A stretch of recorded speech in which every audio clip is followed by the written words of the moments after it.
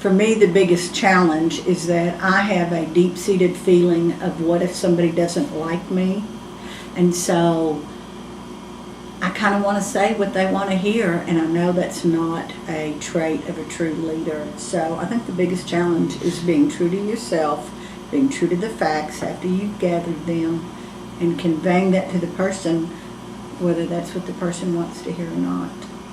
And I think that is hard personally for me, because I don't want somebody to be mad at me. Mine is, doesn't matter if it's in business or family or community or church or wherever, it is false accusations, where people attack you with information that is simply not true. And I'm talking about in an intentional way, where they twist the truth or they pervert the facts just enough where it sounds right and it sounds accurate, yet you're trying to lead based on truth.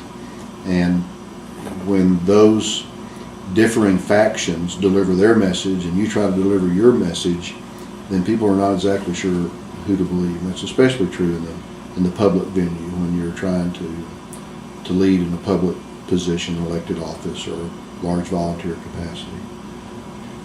I don't do well with dealing with false accusations, and so controlling my rather sharp tongue and my sarcastic wit and my anger is a pretty good challenge for me.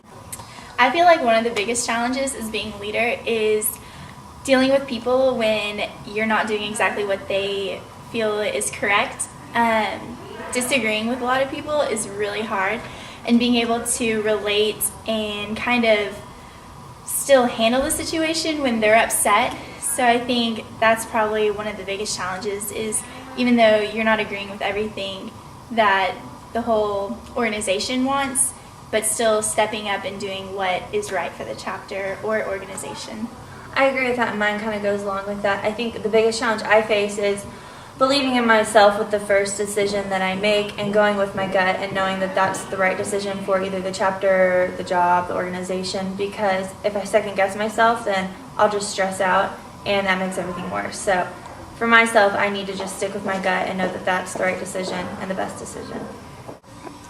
I would probably say motivating people. In my position, it's hard to get, as a collective group, everybody to do something at one time, or to lend support to something. So definitely trying to motivating a larger group of people, especially college students, to get on the bandwagon and do something. It's probably the toughest thing I face.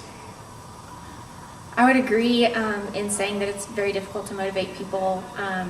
I strive to ignite a passion in the people that I'm leading, to move them to action, but sometimes that's a difficult task. The biggest challenge I've seen as being a leader is trying to get too involved in everything.